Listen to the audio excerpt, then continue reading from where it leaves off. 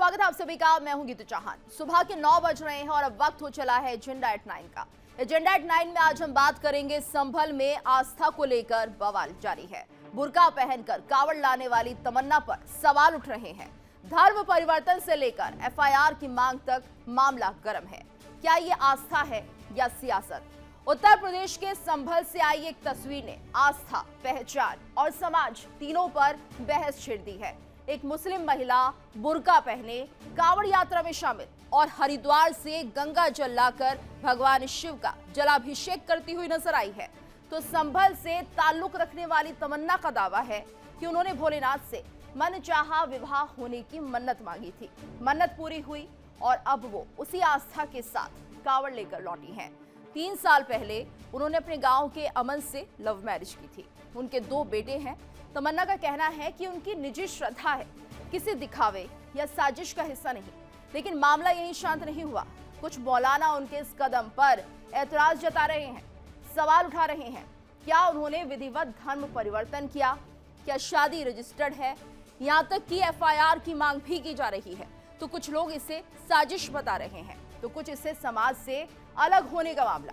हालांकि तस्वीर का दूसरा पहलू ये भी है कि कई लोग इसे गंगा जमुनी तहजीब की मिसाल मान रहे हैं।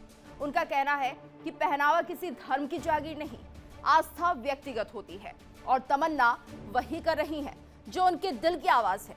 तो क्या ये मामला सिर्फ आस्था का है या पहचान की राजनीति का? क्या ये धार्मिक सीमाओं को लांघती एक महिला की कहानी है या समाज के भीतर गहराते अविश्वास की?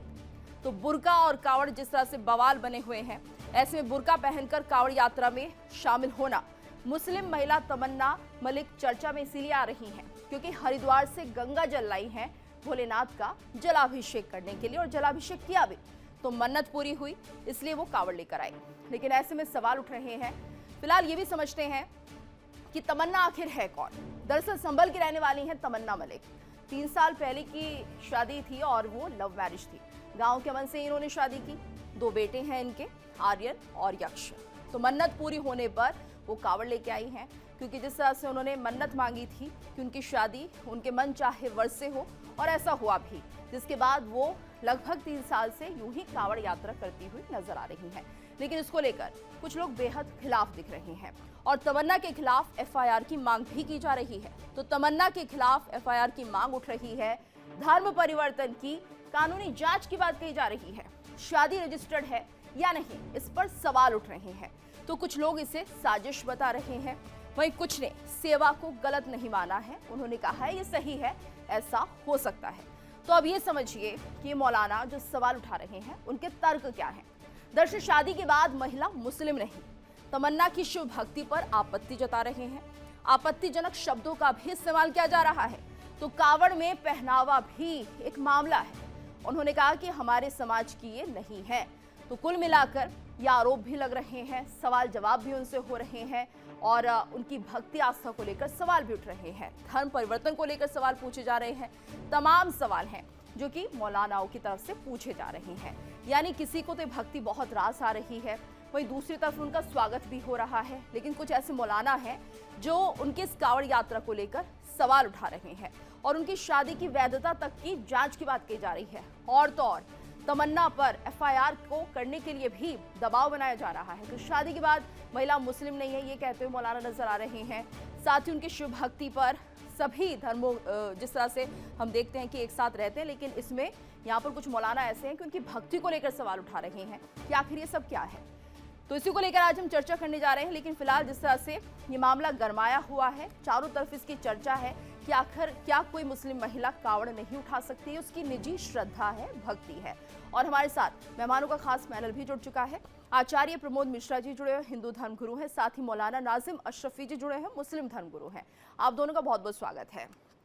तो जिस तरह से हम देख रहे हैं तमन्ना के इस फैसले को लेकर, उनकी शिव भक्ति को लेकर चारों तरफ सवाल उठने लाजमी है क्योंकि जिस धर्म से वो जुड़ी हुई हैं उसको लेकर अब मौलाना सवाल उठा रहे हैं।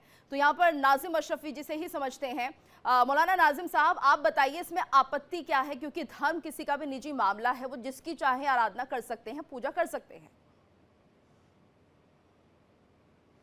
जी देखिए, शुक्रिया आपका और आपके चैनल का।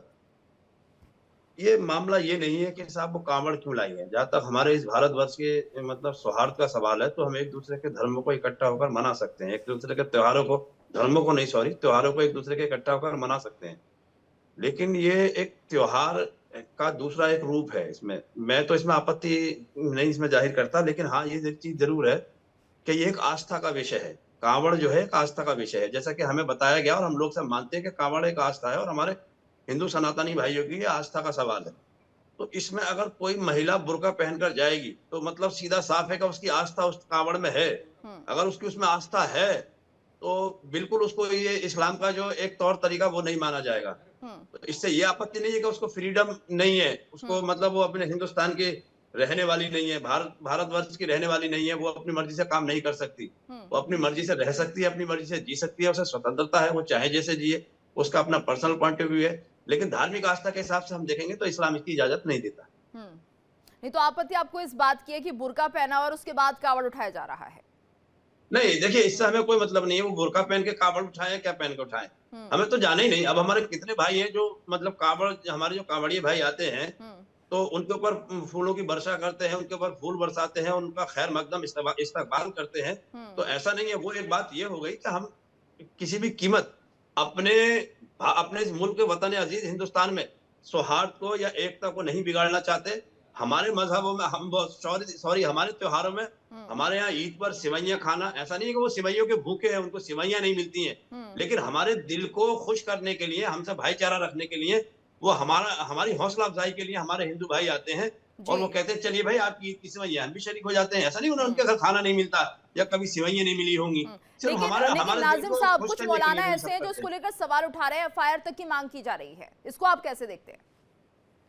नहीं, एफआईआर का तो इसमें कोई सवाल नहीं बनता। देखिए, मैं एफआईआर की बात ही कर रहा हूँ, ये एक धर्म है, सॉरी इस्लाम एक धर्म ऐसा चीज है, या सनातन हो या सिखिज्म हो या ईसाई हो, अदरवाइज कोई भी अगर धर्म है तो उसमें जब कोई भी आदमी जब धर्म को इख्तियार करता है तो हाँ कुछ लोग ऐसे जरूर हैं जो किसी के घर में अगर पैदा हो गए तो उस धर्म को वो मानना शुरू कर देते हैं। भाई मेरे पुरखे मानते चले आ रहे हैं, मेरे बुजुर्ग मान रहे हैं, तो हम इस धर्म को मान लेंगे। लेकिन आज का दौर पढ़ा लिखा है, तो पढ़े लिखे दौर में आदमी बहुत सूझबूझ के साथ जब वो बालिग हो जाता है, पढ़ लिख जाता है, तो उसे मालूम है कि किसी भी धर्म को मानने के लिए मुझे पूरे उसके रूल्स जो है वो फॉलो करने होंगे। फॉर एग्जाम्पल सपोज दैट अगर कोई कार है, अगर कार में एक टायर नहीं रहेगा तो कार नहीं चलेगी ना।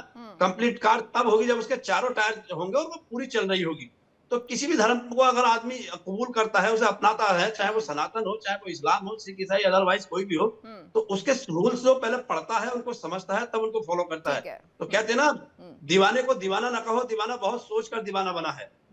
ठीक है, उल्टी ही चाल चलते हैं दीवान गानेश, आंखें बंद करते हैं दीदार के लिए। तमन्ना के साथ भी कुछ ऐसा ही हुआ कि उन्होंने भी एक मन्नत मांगी भगवान भोलेनाथ से, शिवजी से, और उनकी मनोकामना पूरी हो गई, जिसके चलते उनकी आस्था और बढ़ गई। उन्हें लगा कि जो उन्होंने वादा किया था कि हर साल वो कावड़ लाएंगे, वैसा वो करती हुई दिखाई दे रही है। आचार्य प्रमोद जी भी हमारे साथ जुड़े हैं।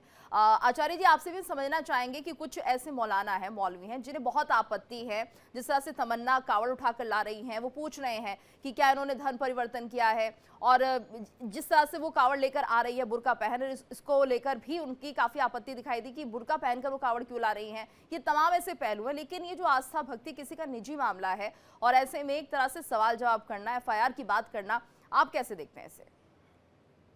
गीतू जी, आपको और हमारे मित्र जो मौलाना साहब जुड़े हुए हैं, मैं उनको नमन करता हूँ, और हमारे जो दर्शक हैं उनको भी मैं नमन करता हूँ। साथ में जो अभी हमारे मौलाना साहब नाजिम साहब ने बड़ी सुंदर बात कही है, और यही एक शिक्षा को दर्शाता है कि हाँ हमारा भारत कैसा है और लोग कैसा बनाना चाहते हैं। तो यहाँ जो ये बातें हो रही हैं कि बहुत सारे मौलानाओं का जो विरोध है, वो विरोध है, ये दर्शाता है कि उनकी मानसिकता क्या होती है, या क्या मानसिकता है, क्या उनकी शिक्षा का स्तर क्या है उनका। जो पढ़ा लिखा तबका है, चाहे वो किसी भी धर्म में हो, वो हिंदू में है, मुस्लिम में है, बुद्ध में है, ईसाई में, कहीं भी है, वह देश के साथ होता है, देश के मित्रता के साथ होता है, देश में शांति कैसे बने उसके साथ होता है, देश के कल्चर के साथ होता है कि देश तो सभी का है और सभी का रहा है, सभी इसमें भोजन कर रहे हैं, सभी इसमें खा रहे हैं, सो रहे हैं, अपना परंपरा निभा रहे हैं, अपने अपने त्योहार निभा रहे हैं। यहाँ तक चाहे आप कोई भी मजार हो या कोई भी मस्जिद हो या कोई ऐसे मुस्लिम त्योहार हो, आप देखिए बहुत सारे मजारों पर, चाहे वो निजामुद्दीन की दरगाह हो या जो है अजमेर की दरगाह हो या कोई भी ऐसी दरगाह है, आप वहाँ परसेंटेज देखेंगे तो आपको 80% हिंदू मिलेंगे आपको वहां पर जाते हुए।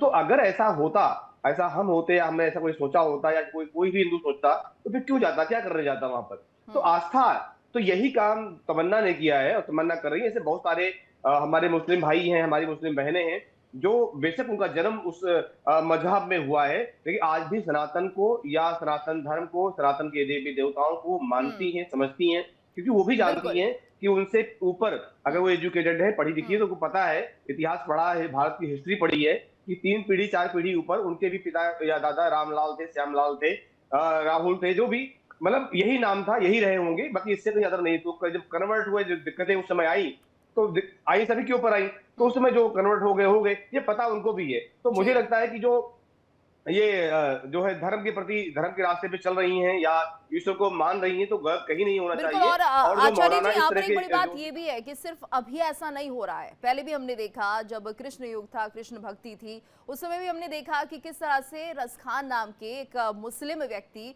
जिन्होंने भगवान कृष्ण के चरणों में अपना पूरा जीवन समर्पित कर दिया, और ऐसे एक नहीं बहुत सारे उदाहरण हैं। तो क्या माना जाए, ये उन्होंने तो कम से कम धर्म परिवर्तन नहीं किया होगा उस वक्त, और उसके बाद उन्होंने सोचा होगा कि कृष्ण भक्ति की जाए, या किसी और ने उस वक्त धर्म परिवर्तन नहीं किया होगा। लेकिन यहाँ पर सवाल उठ रहे हैं तमन्ना के धर्म परिवर्तन को लेकर कि ये बिना ऐसा किए कैसे कर सकती हैं। बिल्कुल गीतू जी, देखिए रसखान को हमने पूजा है, हम आज भी रसखान को पूजते हैं, जी। रहीम को भी हमने पूजा है, कबीर को भी हमने पूजा है, ऐसे बहुत सारे उदाहरण हैं जिनको हम पूजते हैं। जहां दूर मत जाइए, हमारे पूर्व राष्ट्रपति जो है वो भी मुस्लिम धर्म से ही है, एपीजे हम अब्दुल कलाम। मजहब से हैं, लेकिन हमने उनको भी पूजा है, उनको भी सम्मान करते हैं, उनको भी मानते हैं। जी। आज भी हमारे चाहे कोई भी विशेष ऑफिस हो, कार्यालय कहीं भी है, तो उनको हम तस्वीर लगाते हैं। क्यों लगाते हैं? अगर हम धर्म की बात करते तो नहीं लगाते, लेकिन नहीं, हमने तो उनका सत्कार किया है, जो देश के साथ रहे हैं, जो समाज के साथ रहे हैं, सबको जोड़ने का काम किया है, समाज को कुछ दिया है, हम सबको दिया है। आज भी उनके सवैया या पद या दोहे या चौपाइयों को हम गाते हैं, हम प्रवचन करते हैं, तो वहां पर रखते हैं कि हाँ, रसखान जी ने इस तरह भक्ति की है, रसखान जी ने इस तरह से कृष्ण के प्रति समर्पित रहे हैं, तो आज भी पूछते हैं। ऐसा नहीं है कि हाँ, ये तो कुछ लोग हैं, ये कुछ लोगों की वजह से जी। बहुत सारा एक आडंबर खड़ा हो जाता है, बहुत सारा विचार खड़ा हो जाता है, बहुत सारी भावनाएं लोगों की आहत यानी होने लगती है। आचार्य जी, ये कुछ कुछ लोग लोग होते हैं जो सिर्फ हैं। अपना स्वार्थ साधते हैं, जो कोशिश करते हैं कि धर्म के नाम पर भारत में बंटवारा आज भी चलता रहे। आचार्य जी, ये तो आपकी बात समझ नहीं आई। मैं कह रही हूँ कि ये कुछ लोग हैं जो ये चाहते हैं कि भारत में धर्म के नाम पर आज भी बंटवारा चलता रहे, हिंदू मुस्लिम जो है आपस में कटे हुए रहें, और कभी कोई किसी की भक्ति को अगर स्वीकार कर भी रहा है तो उसे एक तरह से ये आईना दिखाने की कोशिश ये मौलवी मौलाना करते हैं कि आप गलत कर रहे हैं। वो बताते हैं उन्हें, क्योंकि जैसा कि आपने भी कहा कि जब हम बात करते हैं दरगाह की, अजमेर शरीफ की या दूसरी जगहों की, तो हम देखते हैं कि वहां पर हिंदू भी जाते हैं, उनकी मनोकामना अगर पूरी होती है तो हर वर्ष जाते हैं, तो क्या उससे पहले वो अपना धर्म परिवर्तन करते हैं? नहीं करते। बहुत सुंदर बात कही गीतू जी आपने।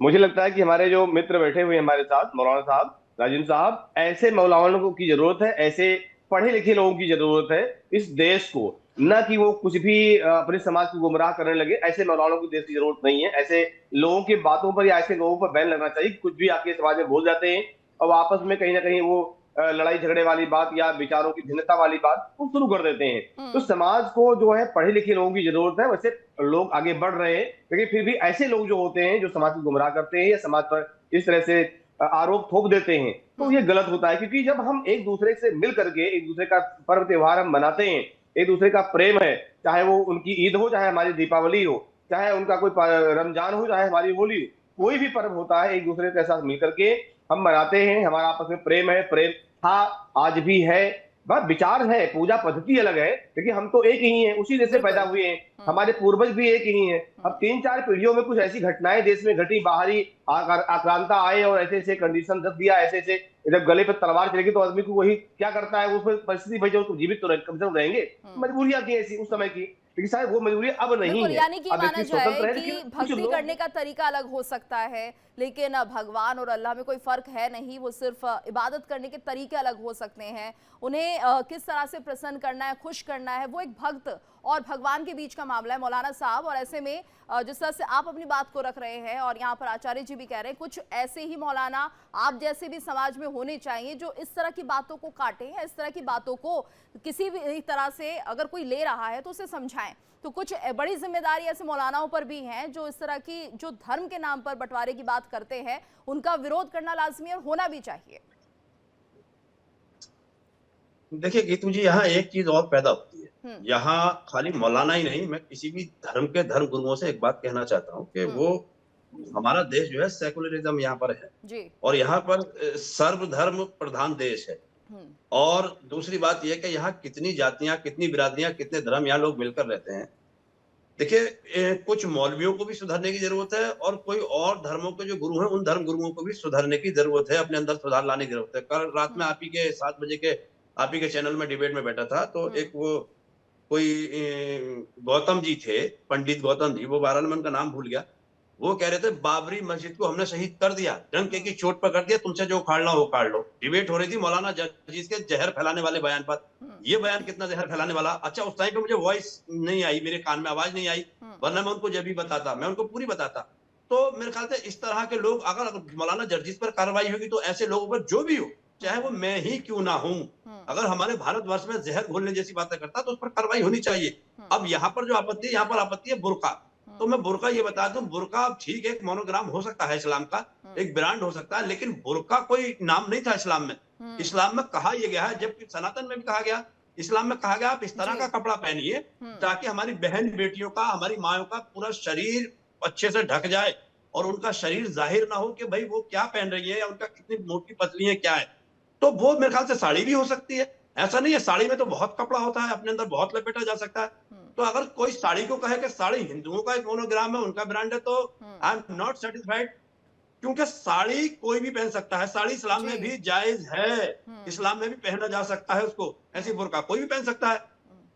आप काले कलर के बुर्के को अपना ही क्यों मानते हैं? हाँ, एक चीज ये है, अगर आपको ये लगता है कि भाई इस बुर्के से हमारी पहचान इस्लाम से, और कोई मुस्लिम महिला कांवड़ लेकर आ रही है, तो उसका पति तो हिंदू है ना, उसके दोनों बेटों के नाम भी हिंदू हैं, तो इसमें कौन से सवाल जवाब की बात हो गई? अरे जब वो जिस पति के घर में रह रही है, तो उसके साथ वफादार होना तो लाजिमी बनता है उसका, उसके साथ तो वफादार रहेगी। और जब उसका पति जिस चीज में आस्था रखता है, वो भी उस चीज में उसको आस्था रखनी चाहिए, रख रही होगी। हाँ, उसका पति भी हो सकता है उसके कुछ मामलों में आस्था रखता हो, तो ये उनका अपना पर्सनल मैटर है।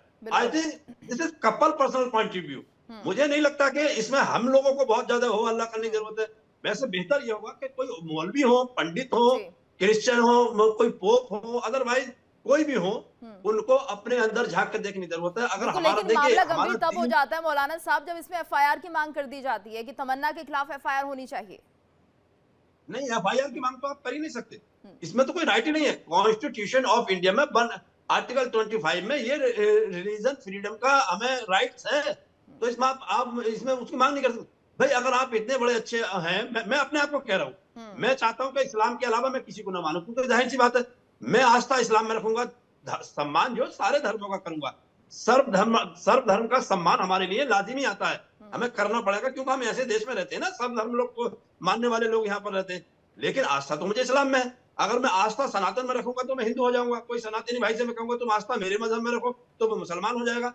हमें एक दूसरे के मजहब की इज्जत करनी है, एक दूसरे के धर्म का सम्मान करना है, और आस्था अपने अपने धर्म में हम रखें, इससे कोई दिक्कत नहीं है। रही बात बुर्के की, तो उससे बैठकर बात करें, और बैठकर बात क्या करेंगे? जब उसने अपनी मर्जी से लव मैरिज की है और जिससे की है उसका पति जो वो हिंदू है, तो क्यों ना वो अपने पति की बात माने। उसने बुर्का पहन लिया, उसकी आदत होगी, हो सकता है वो अपने आप को ढाक के रखना चाहती हो। अरे हिंदू बहनें साड़ी का पल्लू रखती है, मैंने कहा ना कि साड़ी से भी अपने आप को ढाका जा सकता है, बुर्के से भी। तो इस बुर्के पे बहुत डिबेटें हो चुकी है। मेरे ख्याल से ये समझने की जरूरत है कि ये बुर्का या साड़ी किसी के बाप दादा की जागीर नहीं है। जो महिलाएं अपने आप को ढक कर रखना चाहती हैं, जो अपने आप को खुददार महिलाएं हैं, जो मतलब चरित्रवान औरतें हैं, वो किसी भी शक्ल में अपने आप को ढाक सकती है। तो मेरे ख्याल से ये कोई मैटर नहीं होना चाहिए। जी ठीक है आचार्य प्रमोद जी, देखिए लेकिन लगातार कुछ ऐसे धर्मगुरु हैं जो इस तरह के पहनावे को लेकर टिप्पणी करते हैं या फिर आस्था और धर्म को लेकर टिप्पणी करते हैं, तो एक तरह से वो धर्म के ठेकेदार बन जाते हैं। कई बार ये देखने को मिलता है। ये तो किसी का भी निजी मामला हो सकता है, हमारा संविधान भी इसकी इजाजत हमें देता है। और ऐसे में तो ये माना जाए कि सिर्फ ये लोग कुछ ऐसे चंद लोग होते हैं जो पब्लिसिटी के लिए करते हैं या कोशिश करते हैं कि उनका जो एक वर्ग है, एक धड़ा है, वो उनसे प्रभावित हो जाए। गीतू जी, भी मौलाना साहब की बहुत अच्छी बातें जो बातें थी बहुत अच्छी लगी, हृदय को छूने वाली थी। और इसलिए वो सत्य कहा उन्होंने कि जैसे कि ये जो देवी जी हैं की भाई चर्चा हो रही है, तो तमन्ना के बारे में इन्होंने कहा कि भाई चाहे वो हमारी बहन बेटी हिंदू की हो या मुस्लिम की हो, अपने शरीर को हर अंग को ढक के रखना चाहती है तो उसमें कोई आपत्ति किसी को नहीं होनी चाहिए, वो साड़ी पहने या बुर्का पहने। बिल्कुल सत्य कहा आपने। बात कही कि जो है बहुत सारे धर्मगुरु हैं जो बिल्कुल इस पर जो है टिप्पणी करते हैं, तो मुझे ये लगता है, मतलब मैं एक धर्म गुरु होने के नाते जो मेरा विचार रहेगा धर्म के बारे में, चाहे वो किसी भी धर्म के बारे में विचार रहेगा, यही रहेगा कि हाँ, जैसे जो हीरा होता है या कीमती जेवरात होते हैं, उनको संभाल के रखा जाता है, ऐसे ही हमारी बहन और बेटियां किसी भी धर्म की हो, हमारे लिए वो हीरा ही है, वो हमारे लिए कीमती जेवरात ही है।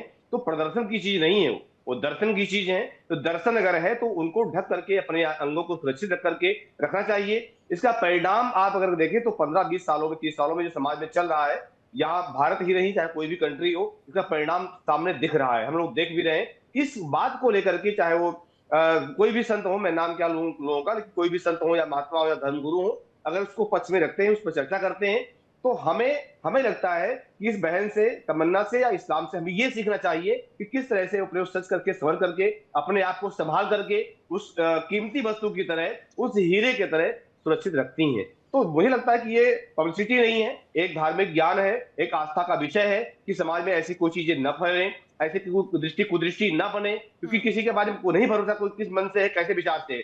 तो मौलाना साहब की बात हम सबको समझनी चाहिए कि बहुत सही बात कही है, चाहे कोई भी हो, अगर साड़ी पहनती तभी अपने आप को सुरक्षित रखे, वो बुर्का पहनती तभी अपने आप को सुरक्षित रखे। बिल्कुल। और तो बहुत सही बात उन्होंने कही है, इसमें मैं जानना चाहूंगा कि हाँ, तमन्ना के यही सत्य है। अंदर जो ये पूरी भावना रही है, और इसके लिए बहुत हिम्मत चाहिए होती है कि वो बुर्का पहनकर कावड़ उठा रही है। उन्हें पता था कि सवाल उठ सकते हैं, लेकिन उसके बाद भी उन्हें अपनी भक्ति और आस्था पर कोई शक नहीं था। उन्हें ये पता था वो जो कर रही है सही है। देखिए रितु जी, जो मीराबाई थी, तो मीराबाई जब भक्ति में आई, तो मीराबाई को थोड़ी पता था कि मैं राणा साहब के यहाँ की घर की बहू हूँ। आई कृष्ण भक्ति में आई तो आई, ऐसी लागी लगन मीरा हो गई मगन, वो तो गली गली हरि गुण गाने लगी, बैठी संतों के संग लगे रंगी मोहन के रंग, मीरा रानी दीवानी कहाने लगी। तो जो भक्ति में होता है उसके लिए धर्म मायने नहीं रखता, उसके लिए बुर्का या साड़ी मायने नहीं रखता, उसका पति वो हिंदू है या मुस्लिम उससे मायने नहीं रखता, वो भक्ति फिर भक्ति ही है। और भक्ति जागती है।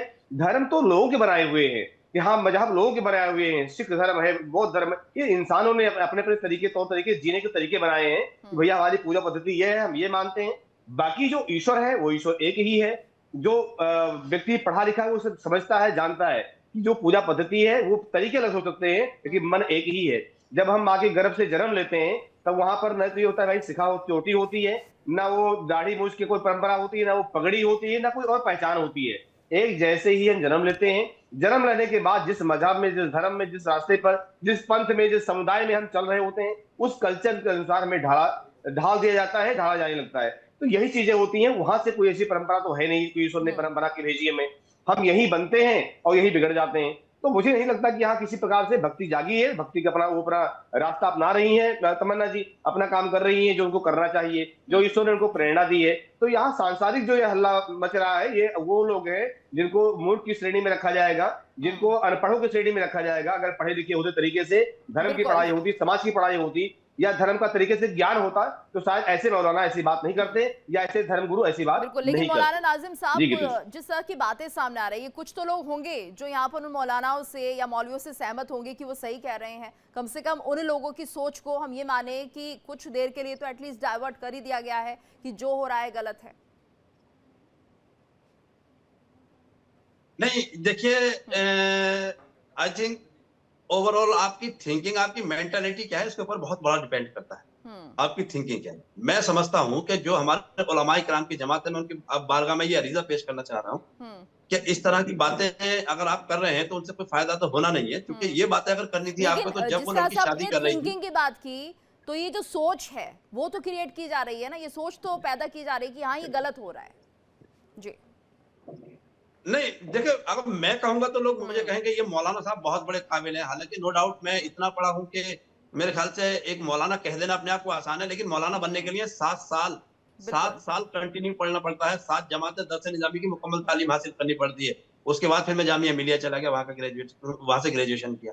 तो कहने का मतलब मैं दोनों माहौलों में रहा हूं, मैं दोनों माहौलों को जानता हूं। पढ़ाई लिखाई, तालीम, शिक्षा, education I think very important matter.